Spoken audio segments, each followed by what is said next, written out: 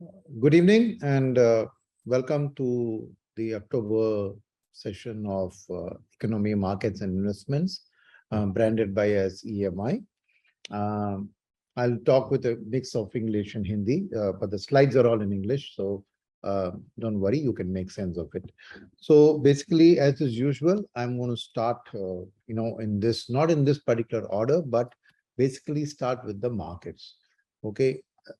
As you know, we have experienced extreme volatility in the equity markets. And just to give you a sense of how this year 2021-22 has been, you can look at it. 1 minute. Right? I start with January 1. January 1 में जब शुरू हुआ तो देखिए Sensex, mid cap, small cap और broad market सबके सब bullish थे, एक्सेप्ट फॉर 3 years में मिड एंड स्मॉल कैप का थोड़ा नेगेटिव, थोड़ा फ्लैट था। जैसे ही जून आया, मार्केट एक बैरिश टोन में चला गया, यानी जनवरी से जून 6 महीने में पूरा का पूरा लाल निशान accept 3 years. But that within 2 months, in June to September, everything green again, right? And then if you come to the next, from September to October, just 1 month, September to October, बस एक ही महीने में वापस, except for 3-month return, सबके सब लाल निशान. And then between October middle to October end, यानी परसों तक अगेन मार्केट में एक बुलिश टोन आ गया. तो इतना उतार चढ़ाव देख रहे हैं बिगिनिंग ऑफ द ईयर से क्यों हो रहा है ये मार्केट में? What is wrong? इकोनॉमी की हालत इतनी बदल रही है, क्या क्या हो रहा है? कारण अगर देखें हम तो इट्स बेसिकली फ्लोज की बात है. किसकी फ्लोज? एक तरफ एफआईएस के फ्लोज, दूसरी तरफ म्यूचुअल फंड्स के इनफ्लोज और आउटफ्लोज ने ही ये वॉलेटिलिटी को कुछ खास जान दिया है. तो कैसा रहा ये इनफ्लोज, उसको समझने की कोशिश करें. तो इफ यू लुक, कोविड की क्वार्टर से शुरू करते हैं.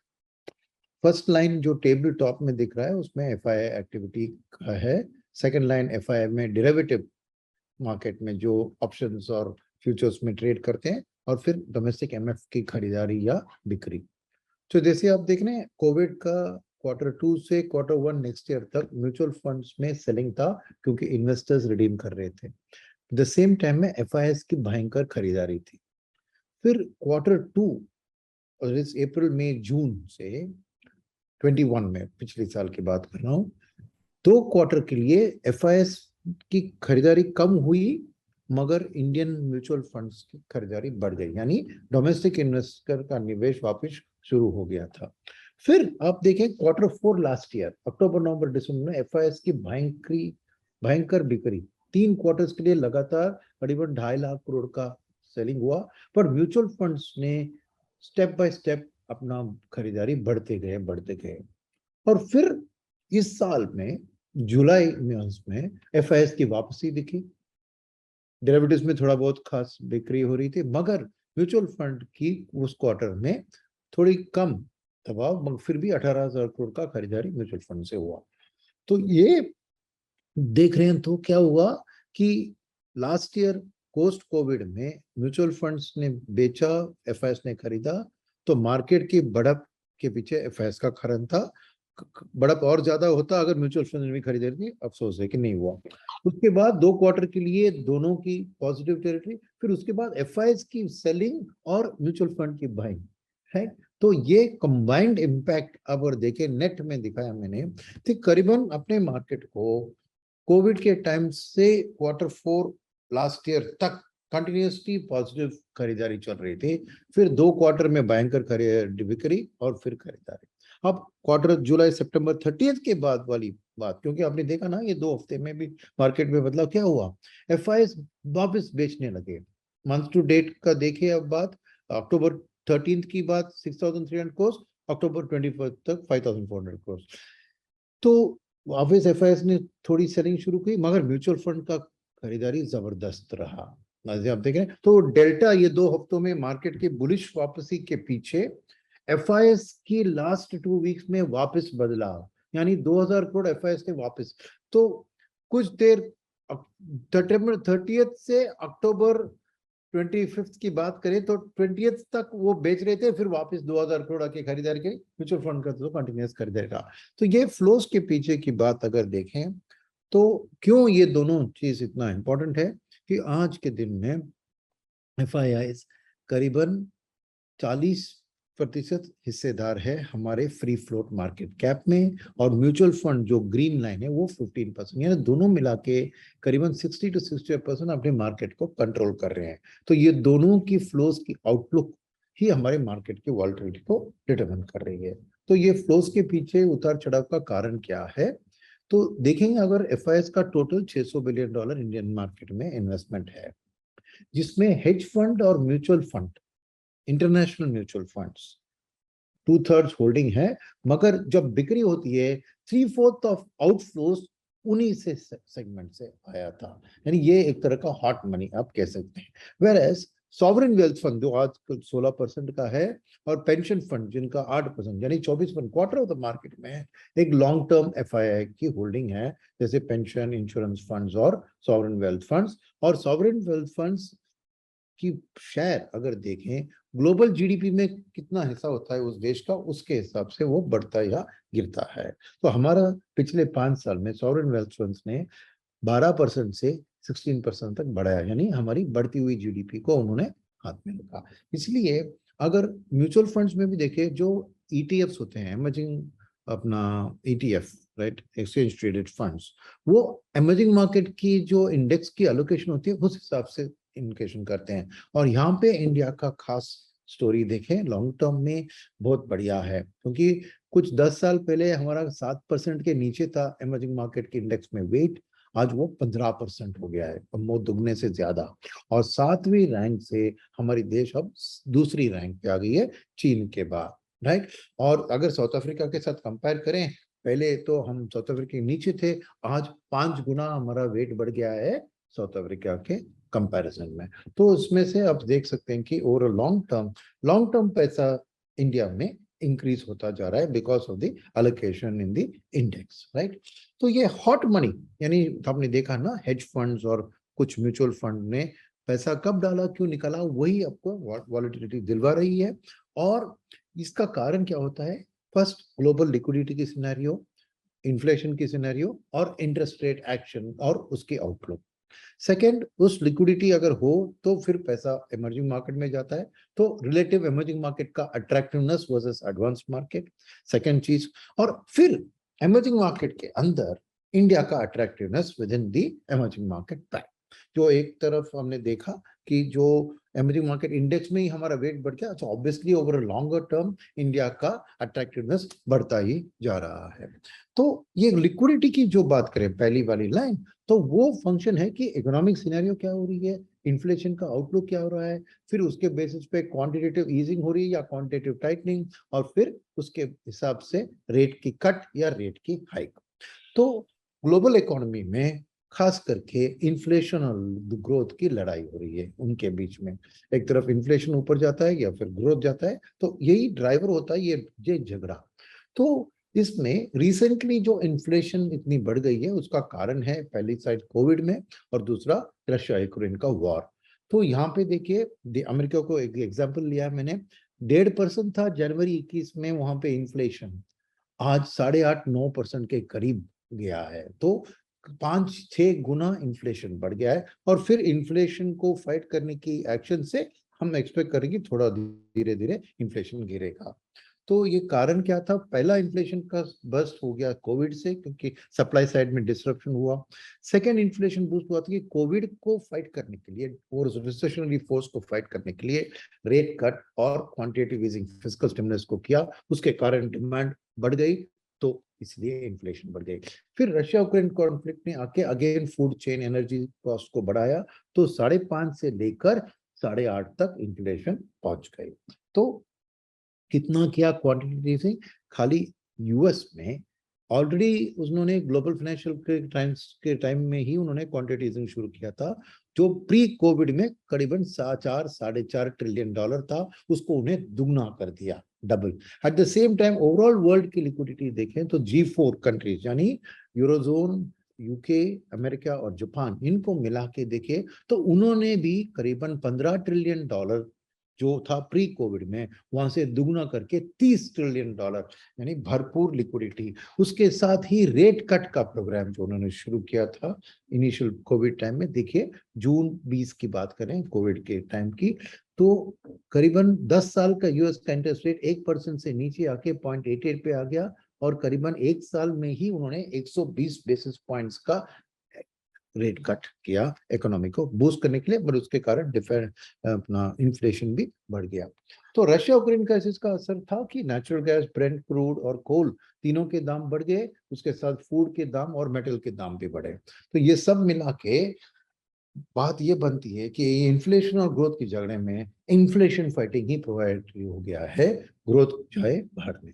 तो ऐसी हालत में ग्लोबल इकोनॉमी में ये hyper inflation targeting cooling the demand through interest rate है, क्योंकि वॉर को ना खत्म कर सकते हैं, जहाँ सप्लाई साइड पे कुछ इम्पैक्ट हो सकता है उनका, तो डिमांड के रूट के थ्रू ही वो इन्फ्लेशन को कूल कर सकते हैं। आज उनका एक ही मकसद है, how to bring down inflation.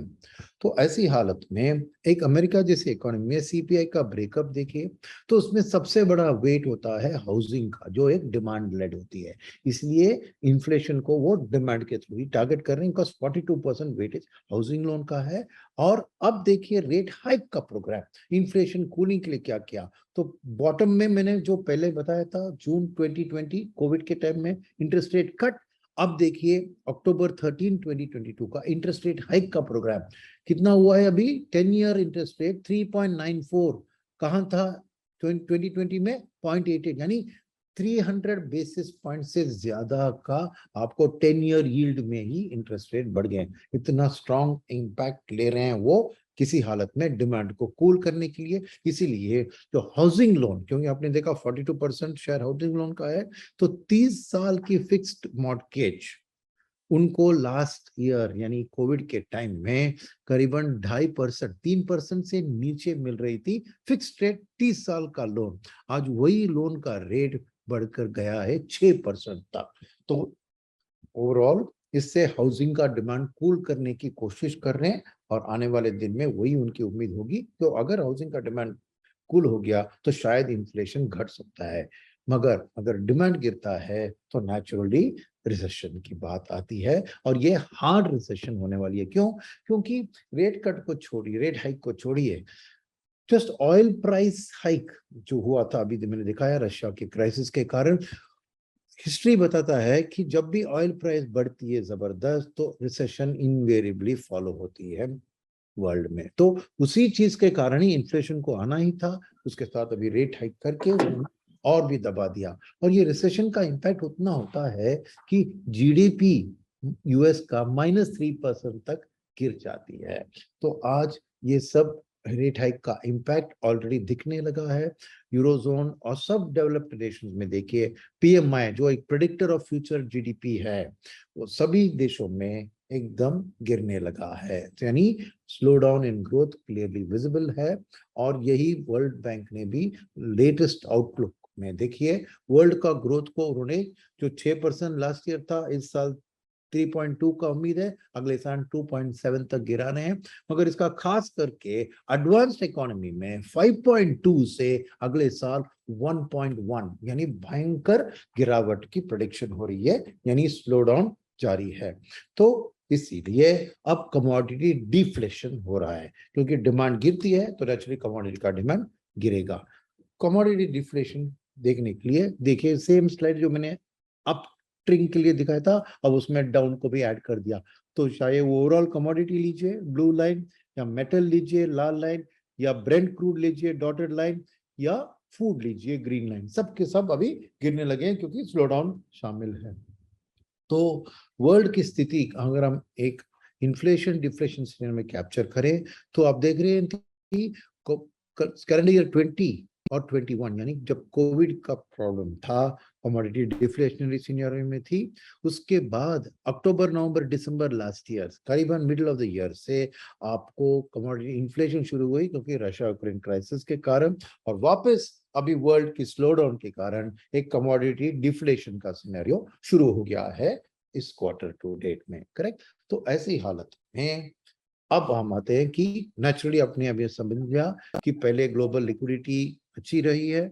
Second, inflation पहले गिर रही थी तो लिक्विडिटी लो ज्यादा हो रहा था, और उसके बाद गिरने लगी तो ऑटोमेटिकली अब डिप्रेशन और कमोडिटी डिफ्लेशन हो रहा है। तो इसके अंदर की चीज में एमर्जिंग मार्केट के अट्रैक्टिव पर ध्यान दें तो यहाँ पे सेम स्लाइड, जो वर्ल्ड की ग्रोथ देखा हमने 6 to 2.7, आपने देखा एडवांस कंट्रीज का 5.2 to 1.1, और एमर्जिंग का देखिए 6.6 से 3.7, यानी एडवांस इकोनॉमीज का 1.1, एमर्जिंग का 3.7, यानी एमर्जिंग मार्केट की ग्रोथ बेहतर है, और उसमें इंडिया का भी खास के रखिए 6.1। तो इमर्जिंग मार्केट की अट्रैक्शन कारण देखें तो वर्ल्ड में प्रोबेबिलिटी ऑफ रिसेशन देखें तो लेफ्ट साइड में high probability of recession Germany, Italy, eurozone, UK है, और फिर धीरे धीरे आप देखेंगे इमर्जिंग मार्केट के अंदर ब्राजील, चाइना और कोरिया, ये सब मच लोअर प्रोबेबिलिटी है, खास करके इंडिया का करीबन 0 है। तो इसके अंदर अब इंडिया की attractiveness within emerging market पे ध्यान देते हैं। तो ये FII flow into India, India का स्टोरी है कि हमारी इकोनॉमी कुछ तरह से डीकपल्ड रही है रेस्ट ऑफ द वर्ल्ड में। क्यों, इसका कारण क्या है? पहले डेटा देखिए कि इमर्जिंग मार्केट की ओवरऑल ग्रोथ को इंडिया ही पुल अप कर रहा है, क्योंकि बाकी इमर्जिंग देशों का, वर्ल्ड के देशों का सभी का ग्रोथ रेट डाउन हो रहा है, इंडिया का स्टेबल है। तो इसमें ये स्लाइड में आपको खास करके दिखेगा जो बात अभी मैंने कही, ग्लोबल इकोनॉमी का स्थिति, एडवांस का स्थिति और इमर्जिंग और डेवलपिंग इकोनॉमीज का स्थिति। और इसके अंदर अगर आप ब्रेक करें और इमर्जिंग और डेवलपिंग एशिया में देखें तो खास करके India continues to stand out with a 6.8% growth in 2022 और एक 6.1% इन 2023। तो इतनी वर्ल्ड की गिरावट में इंडिया क्यों नहीं गिर रहा है इतना? तो एक है इंडिया की जीडीपी की बड़ा, देखिए हमारा देश आज रैंक में 5वीं रैंक पे आ गया है। अभी रिसेंटली हमने फ्रांस और यूके को ओवरटेक किया। At the same time India का डिकपल होने का कारण यह है कि एक्सटर्नल डेट हमारा बहुत कम है। देखिए 0.62 ट्रिलियन, किसी और देश का 1 के नीचे ही नहीं है, राइट? और उसके साथ अगर आप देखें तो राइट साइड में as a percentage of GDP external debt में इंडिया का देखिए खाली 17% ऑफ आवर जीडीपी है, second in the world after China. यानी इंडिया का फिस्कल सिचुएशन, बोरोइंग बहुत कम है, जीडीपी भी बढ़ रही है। तो ऐसी चीज के कारण हमारे में इंडिया का रिसेशन का प्रोबेबिलिटी नेग्लिजिबल है, 0। और रिसेशन हमें क्यों नहीं इंपैक्ट कर रहा है वर्ल्ड का रिसेशन? क्योंकि भले ही हमारी एक्सपोर्ट्स जून 2006 से आज तक बढ़ती जा रही है, आज भी इंडिया का शेयर ऑफ वर्ल्ड एक्सपोर्ट्स 1.9% पे ही है।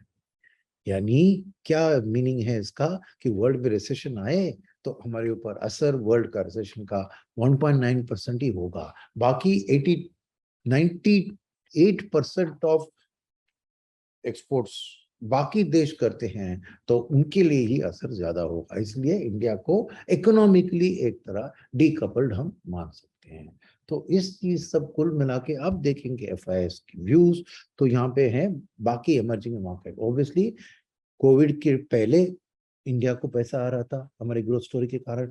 कोविड के टाइम में क्योंकि कमोडिटी डिफ्लेशन हो रही थी, राइट, डिमांड गिर रहा था, तो इंडिया को भरपूर पैसा आया। क्यों?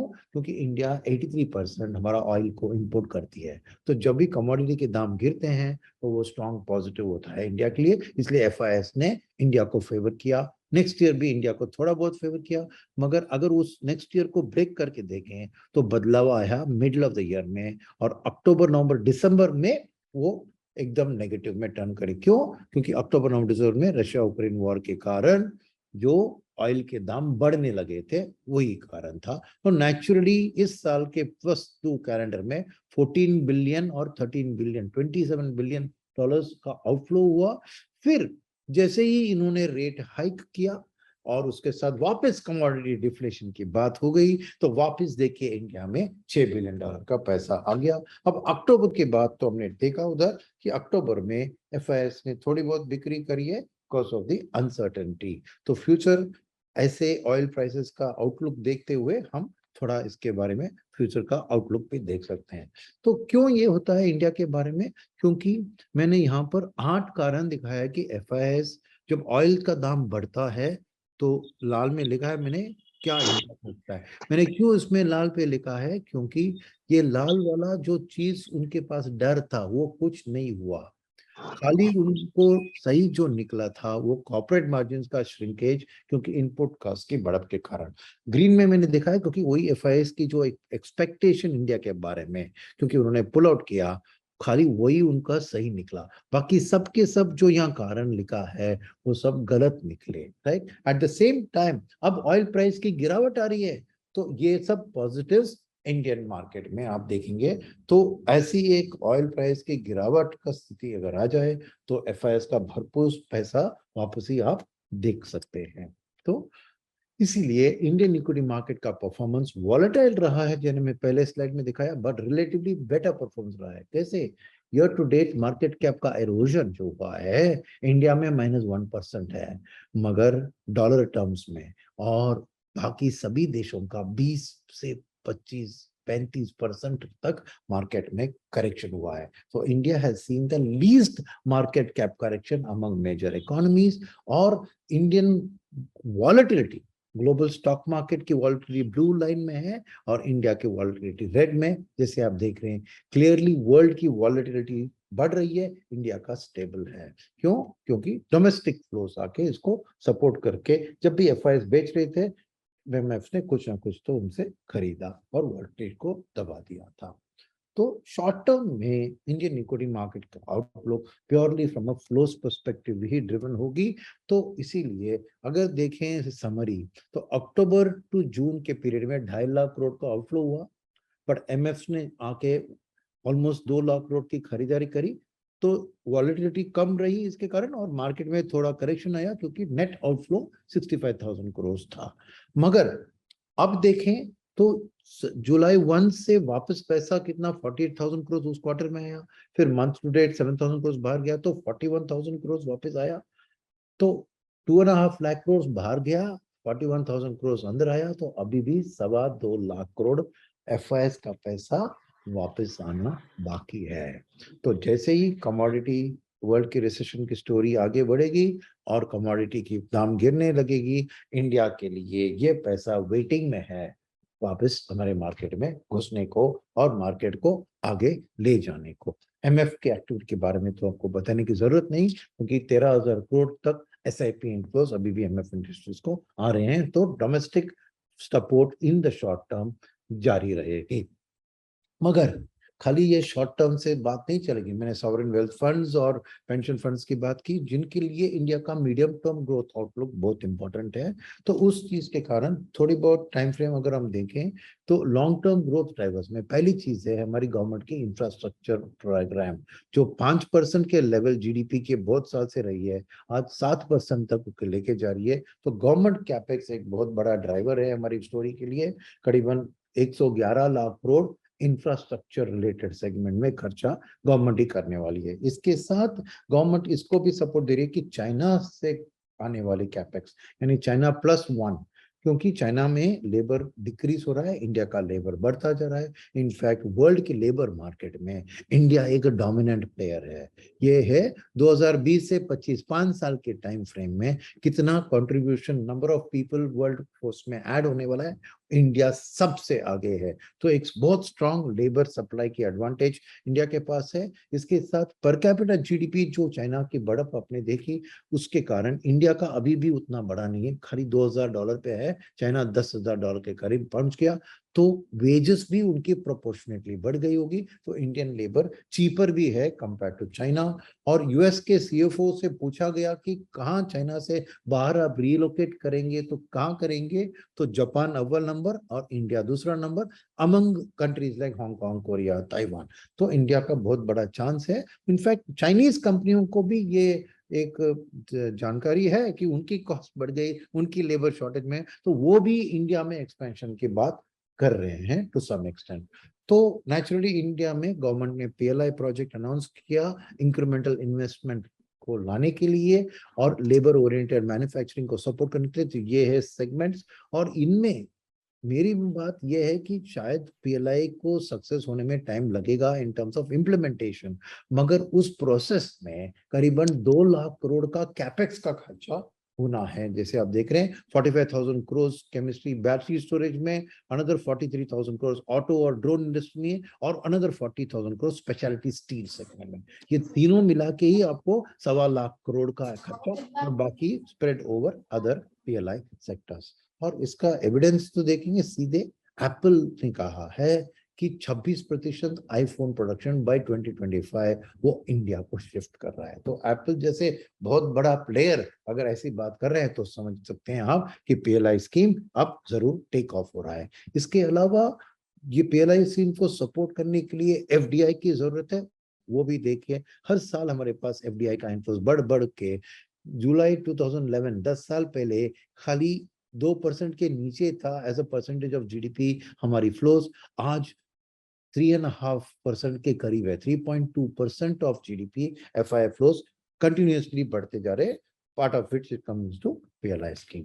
तीसरा ड्राइवर, एक है गवर्नमेंट, दूसरा PLI, तीसरा है प्राइवेट कैपेक्स। क्योंकि प्राइवेट में क्या हुआ कि कैपेसिटी यूटिलाइजेशन इंडिया का कोविड के टाइम में बहुत गिर गया, अब वापस बढ़ने लगा करीबन 77%।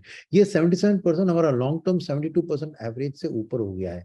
यानी अब प्राइवेट सेक्टर को डर है कि प्रीवियस पीक जरूर पहुंच जाएगी और फिर कैपेसिटी शॉर्टेज होगी, तो अभी उनको नया निवेश करने की जरूरत आ रही है। और पिछले 10 साल से उन्होंने कुछ कैपेक्स में खर्चा नहीं किया, जैसे यहाँ पर दिख रहे हैं, तो इसलिए उनके पास अभी बहुत पुराना अपना फैक्ट्रीज है, तो उसको रिफर्बिश करने के लिए ब्राउनफील्ड कैपेक्स, ग्रीनफील्ड दोनों के लिए उनके पास प्रॉफिट्स आज कैश हैंड में बहुत है। क्योंकि पिछले 4 साल में कॉर्पोरेट ओवरऑल इंडिया का प्रॉफिटेबिलिटी 5.5 लाख करोड़ से आज 10.5 लाख करोड़, करीबन दुगना हो गया है। सो 10.5 लाख करोड़ का कैश आज कॉर्पोरेट्स के पास है। तो नेचुरली प्राइवेट कॉर्पोरेट कैपेक्स हम एक्सपेक्ट कर रहे हैं कि 9% ऑफ GDP से 14% GDP को लेके जाएगी। तो ये तीनों गवर्नमेंट का इंफ्रास्ट्रक्चर, PLI और प्राइवेट कैपेक्स कुल मिला के हमारे मैन्युफैक्चरिंग सेक्टर को एक $400 बिलियन साइज से करीबन 3 या 4 गुना size by the end of the decade ले जा सकती है। इसलिए हमारे GDP में मैन्युफैक्चरिंग का शेयर आज की 15% से 20% तक पहुंच जाएगी। ये एक लॉन्ग टर्म ड्राइवर है इंडियन GDP ग्रोथ स्टोरी की, राइट। तो ये अभी भी हम अर्ली स्टेज में है, क्योंकि capex as a percentage of GDP में हम खाली 27% है, और उसको हम 36% तक देखते जा रहे हैं। और इसको सपोर्ट करने वाली ये है कि कॉर्पोरेट्स का कैश फ्लो स्ट्रांग होने के कारण उनकी बोरोइंग 62% ऑफ GDP से 47% ऑफ GDP आ गई है। यानी कॉर्पोरेट्स के पास इनफ रूम है कि वापस बोरोइंग करके अपना कैपेक्स को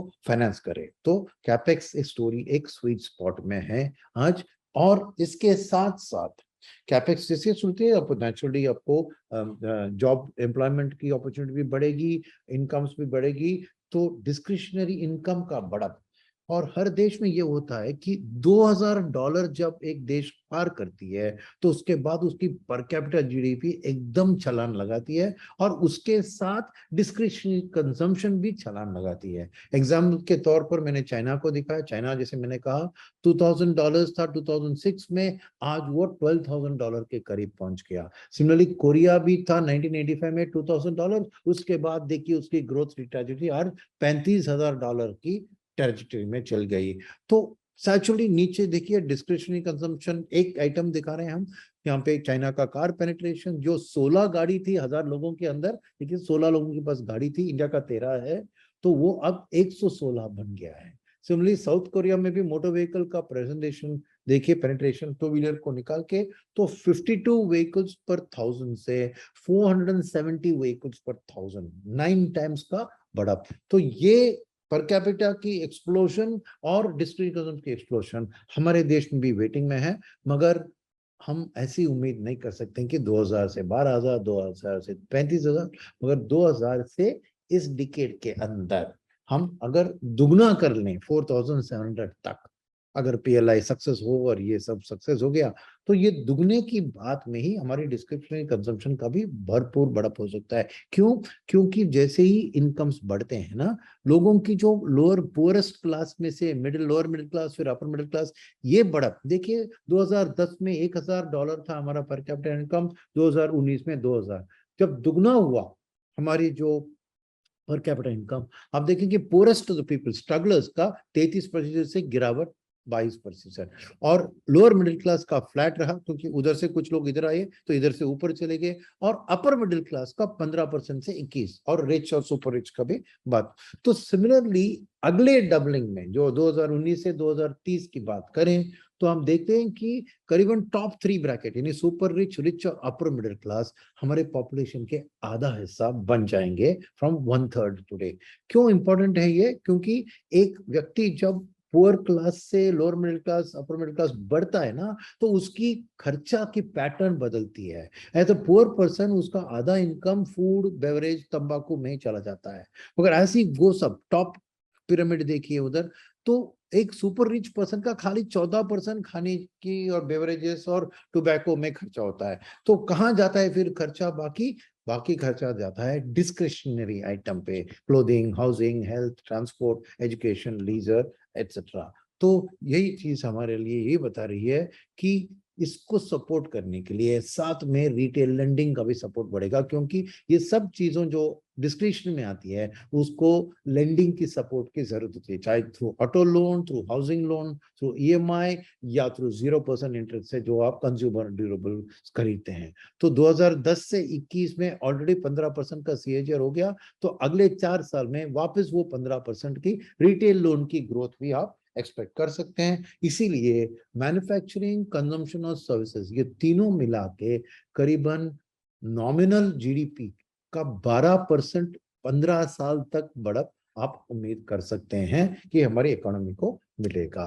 तो नेचुरली सिक्लिकलिटी में आप देखें तो आज हम बॉटम ऑफ द साइकिल से अर्ली साइकिल में हैं, जहां पे बिजनेस एनवायरनमेंट को इंप्रूव करते हुए सप्लाई साइड में फिर रिटर्न्स भी अट्रैक्टिव है, कॉस्ट ऑफ कैपिटल के ऊपर देखा आपने, कैपेसिटी की शॉर्टफॉल आ रही है, और lag between capital commitment and commissioning अगले 2-3 साल लगेंगे। इसलिए फिर ये एक्सपेंशन में आके पीक साइकिल आएगी, तो तब तक इंडिया की स्टोरी एक पॉजिटिव बुल साइकिल में दिख रही है। ऐसी हालत में इन्वेस्टमेंट और कंजम्पशन दोनों इंजन के अंदर मल्टीपल सेक्टर शामिल है, जैसे कंजम्पशन के अंदर retailing, building materials, automobiles, consumer durables ऐसी चीजें, और इन्वेस्टमेंट के अंदर manufacturing, real estate, infra, capital goods, banking and finance और पोर्ट्स एंड लॉजिस्टिक्स। ये दोनों मल्टीपल इन्वेस्टमेंट अपॉर्चुनिटीज दिलवाएंगी अपने स्टॉक मार्केट के अंदर।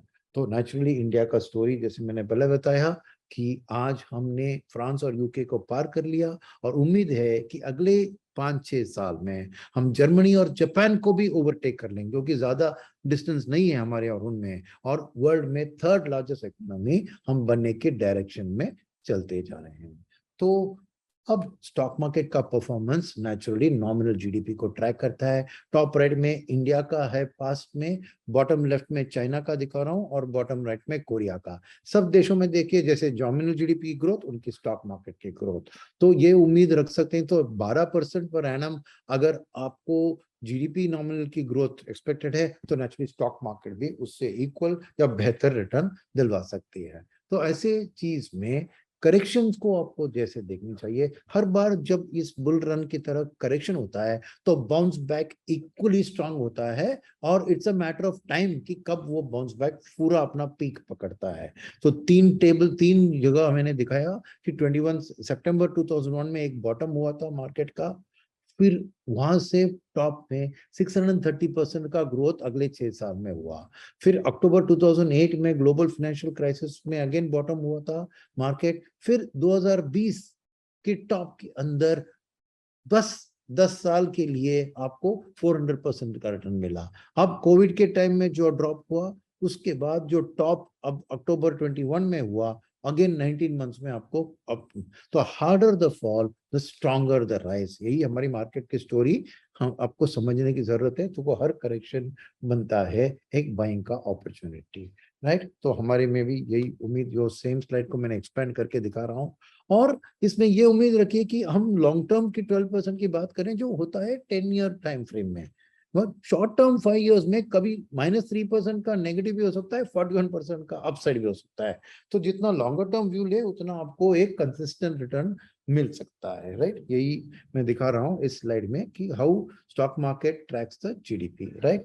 तो अब नेचुरली मैंने बताया आपको doubling of corporate profitability, so naturally Nifty की ईपीएस ग्रोथ एक्सपेक्टेड भी करीबन एक 4 साल के टाइम फ्रेम में 22% पर एनम है, और कॉर्पोरेट्स का प्रॉफिट तो डबल हो गया है, ये स्लाइड मैंने देखा। तो इसीलिए इंडियन मार्केट्स के लिए अगर मीडियम टर्म आउटलुक देखें तो ये याद रखिए कि इंडियन इक्विटी मार्केट्स एक एफआईआई के लिए एक वैल्यूएशन प्रीमियम में 15 साल से रहे हैं। 2006 से लेकर आज तक वर्ल्ड मार्केट के कंपैरिजन में और इमर्जिंग मार्केट कंपैरिजन इंडिया एक प्रीमियम में ही रही है, और ये प्रीमियम इसीलिए है। इनफैक्ट आप देखें विद इन इमर्जिंग मार्केट में हर मार्केट के अगेंस्ट हमारी प्रीमियम बढ़ती जा रही है, whereas अदर मार्केट्स की वैल्यूएशन गिरती जा रही है। ये स्ट्रॉन्ग पोजीशन अपने फ्यूचर ग्रोथ स्टोरी के ऊपर है, और पिछले करीबन 10 साल से हर साल बारिंग 2018 इंडिया को भरपूर पैसा मिलता आया है एफआईआई से, आप देख रहे हैं इस टेबल में।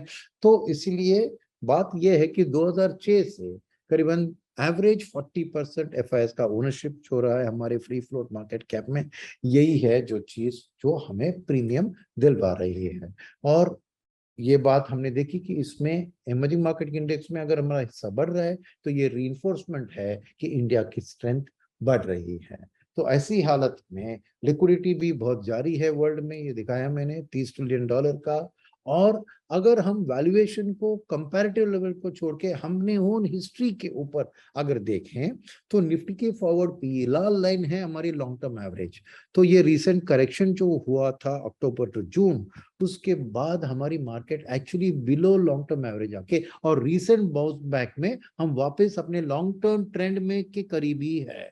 तो हमारी हिस्टोरिकल वैल्यूएशन के तौर पर इंडियन मार्केट ओवर वैल्यू नहीं है, रीजनेबली वैल्यूड है as per our long term average, right. और अगर मार्केट में ब्रॉडर मार्केट में क्या होता है, लोग कंफ्यूज होते हैं और देखते हैं कि निफ्टी 500 और निफ्टी 50 में ज्यादा फर्क नहीं हुआ। क्यों? क्योंकि निफ्टी 500 की इंडेक्स में भी आपको 80% लार्ज कैप शामिल है, तो वो डोमिनेट कर रहा है। तो इसीलिए हमें अलग देखने की जरूरत है। ब्रॉड मार्केट इंडेक्स को ब्रॉड मार्केट का इंडिकेटिव मत समझिए, मैं अलग mid cap index small cap और उसको देखे, और हर क्षेत्र में देखिए कैसे लॉन्ग टर्म के खिलाफ कर रहा है, वैल्यूएशन रीजनेबल ही लग रहे हैं। इनफैक्ट आप good cycle bad cycle economic देखे तो साफ साफ क्या दिख रहा है कि गुड साइकिल में आपको स्मॉल एंड मिड कैप्स अच्छा करते हैं और बैड साइकिल में खराब करते हैं। तो ये बात मैंने टेबल के तौर पर नंबर दिखाया। तो जो टॉप में दो बैड साइकिल थी हमारे इकोनॉमी में पिछले 10-15 साल में, जनवरी 2008 टू अक्टूबर 2013 एक थी, और दिसंबर 17 टू मार्च 20, ये दोनों में देखिए क्या हुआ, आपको मिड एंड स्मॉल कैप का परफॉर्मेंस लार्ज कैप के कंपैरिजन में खराब रहा है। मगर वर्चुअल साइकिल जब चलती है, यानी इकोनॉमी की हालत अच्छी चल रही हो, तो 2003 से 8 या 13 से 17 या मार्च 20 से अब तक जो चल रही है इकोनॉमी की हालत, always mid and small cap index large cap को बीट करती है। क्यों मैं कह रहा हूं कि आपको एलोकेशन इन्वेस्टमेंट साइड पे आ जाए तो नेचुरली ओवरऑल कॉर्पोरेट प्रॉफिटेबिलिटी की इंक्रीज की बात करें तो नेचुरली उसमें ब्रॉड मार्केट है, तो मिड स्मॉल कैप्स की भी बेनिफिट होती है ज्यादा इन वर्चुअल इकोनॉमिक साइकिल्स। और इस चीज के अंदर वैल्यूएशन की बात करें, ये वैल्यूएशन में भी आपको दिख रहा है कि यहाँ पे मैंने मार्च 20 टू करंट दिखाया, और यहाँ पे मैं दिखा रहा हूँ दिसंबर 17 टू करंट। क्यों? क्योंकि वो एक बुल और बैर का फेज। सो कंपैरिजन में देखिए तो टॉप में मैं दिखा रहा हूँ March 20 to current forward PE of the तीन इंडेक्स, और नीचे दिखा रहा हूँ दिसंबर 17 टू करंट। क्यों मैं बता रहा हूँ? क्योंकि दिसंबर 17 was the previous peak of the market. तब से आप देखें और अब से देखें कि मार्च के बाद आपको लग रहा है कि EPS growth 53% large cap, 50% mid cap, 65% small cap, यानी इस बाउंस बैक में EPS की ग्रोथ स्मॉल कैप की सबसे बेहतर रही, फिर लार्ज कैप, फिर मिड कैप।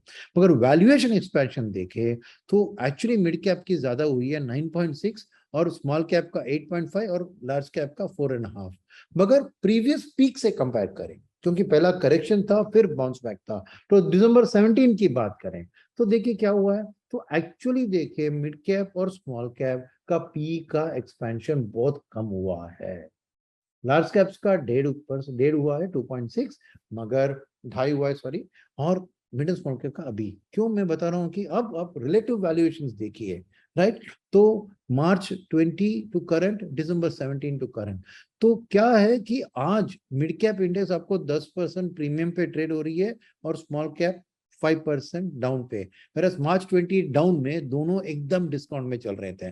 मगर प्रीवियस पीक में उसके साथ कंपेयर करें तो मिड कैप इंडेक्स 35% प्रीमियम में ट्रेड हो रही थी, आज 10% प्रीमियम में ट्रेड रहे। तो to reach back the previous peak और 25x का पीई का एक्सपेंशन हो सकता है। Similarly BSE small cap index 11% आपको प्रीमियम में ट्रेड हो रही थी, आज 6% डिस्काउंट में ट्रेड हो रही है। तो room for growth based on earnings growth आज आगे बहुत बढ़िया है।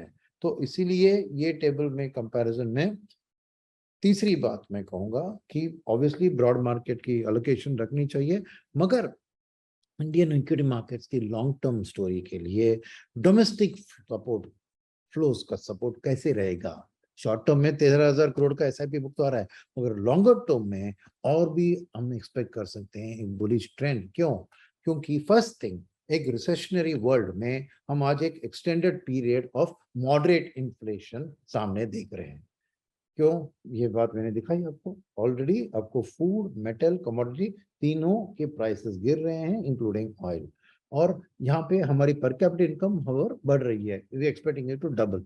क्यों मैं बता रहा हूँ कि फर्स्ट थिंग, इनकम बढ़ने के कारण आपको एक तरफ आपने कहा ना कि एक्सपेंडिचर में आपको डिस्क्रिशनरी कंज्यूम ज्यादा होगा, मगर आपको एज अ बास्केट एक्सपेंडिचर ही कम हो जाएगा as an income rises, right. कितना खा सकता है, कितना पी सकता है एक व्यक्ति, तो नेचुरली सेविंग्स का भी आप इस दुगने के साथ बढ़त दिख सकते हैं। और इसीलिए इस मॉडरेट इन्फ्लेशन में फाइनेंशियल सेविंग्स में हम बढ़त एक्सपेक्ट कर सकते हैं। क्यों? क्योंकि अगर आप देखें लॉन्ग टर्म ट्रेंड, 2014 में टोटल हाउस होल्ड सेविंग्स में 55% फिजिकल सेविंग था, 45% financial saving, physical money, gold और रियल एस्टेट ऐसी चीजें। तो इंडियन हाउस होल्ड ज्यादातर आपको फिजिकल में निवेश कर रहा था 2014 में। 2021 की बात देखिए क्या हुआ है, 60% फाइनेंशियल और फिजिकल गिर गया है 40। क्यों? ये मैं बताता हूँ। सेकेंड चीज आपको देखनी चाहिए कि ये ब्रेकअप, अगर फाइनेंशियल के अंदर ब्रेकअप देखें तो उसमें क्या दिख रहा है आपको कि टोटल म्यूचुअल फंड आज खाली 2% of the house hold savings है, राइट। तो स्कोप फॉर ग्रोथ यहां से आप देख सकते हैं। 1 2, ये फिजिकल टू फाइनेंशियल का मिक्स क्यों बदला और कैसे बदला, ये इसका आंसर लाता है इन्फ्लेशन। क्योंकि अगर रेड लाइन सीपीआई इन्फ्लेशन को ट्रैक करे तो आप देखते हैं कि कभी भी जब भी इन्फ्लेशन बढ़ता है लोग ज्यादा फिजिकल चीजों में सेव करते हैं, जब भी इन्फ्लेशन गिरती है तो वो फाइनेंशियल में ट्रांसफर करते हैं। क्यों ऐसे होता है? क्योंकि जब इन्फ्लेशन बढ़ती है तो उनको लगता है कि गोल्ड और रियल एस्टेट बढ़ेगा, तो ज्यादा उधर अलोकेशन करते हैं। तो अगर आज आगे एक मॉडरेट इन्फ्लेशन का आउटलुक है तो नेचुरली ये फाइनेंशियल का शेयर जो बढ़ रहा है आप और भी बढ़त उसमें देख सकते हैं, वही चीज। मगर द सेम टाइम ये total house hold financial assets as a percentage of total financial assets, India एकदम बॉटम में है। बाकी के देश में देखिए करीबन 10, 15, 20, 60%, 70% तक house hold financial assets total financial का शेयर लेते हैं, मगर इंडिया में वो अभी 10 से आधा 5% से कम की लेवल है। तो scope for financial assets of household to increase in the Indian financial assets बहुत बहुत ज्यादा है। The same time bank deposits इधे सेम टाइम में 2012 से 2022 में हमारा पर कैपिटा जीडीपी डबल हुआ है, मगर bank deposits total current plus saving plus term 3 गुना बढ़ गए हैं, फ्रॉम 64 टू 170। यानी जैसे डिस्क्रिशनरी इनकम आपको डबल होता है, बैंक सेविंग्स ट्रिपल होती है। क्यों? लो इन्फ्लेशन के कारण। तो आने वाले अगले 10 साल में अगर हम दुगना एक्सपेक्ट कर रहे हैं तो नेचुरली 3 गुना। अभी बैंक डिपॉजिट के हाथ में सभी नहीं जाएगा, कहाँ जाएगा? तो म्यूचुअल फंड एक एसेट क्लास है जहां पे MF assets as a percentage of GDP आप देखें India again compare to the world एकदम लो में है। 12% ऑफ जीडीपी ही हमारे एमएफ के एसेट्स है और उसके अंदर इक्विटी एमएफ के एसेट्स खाली 5% ऑफ जीडीपी, whereas अमेरिका में इट्स 120 एंड 75, कनाडा फ्रांस में सब 80-70% में है। तो स्कोप फॉर एक house hold financial assets to go up, within that mutual fund to go up, बहुत बहुत बड़ी स्पेस है। तो एमएफ इंडस्ट्री के लिए ये पेनिट्रेशन अभी बढ़ाकर massive liquidity support domestic software देने के लिए बहुत बड़ा स्थिति आज बहुत सपोर्टिव है। तो इसीलिए आप लॉन्ग टर्म मार्केट के आउटलुक के अंदर लिक्विडिटी सपोर्ट फ्रॉम डोमेस्टिक को भी हाथ में लेकर एक पॉजिटिव आउटलुक रख सकते हैं। Thank you very very much. Mutual fund investments are subject to market risks. Read all scheme related documents carefully.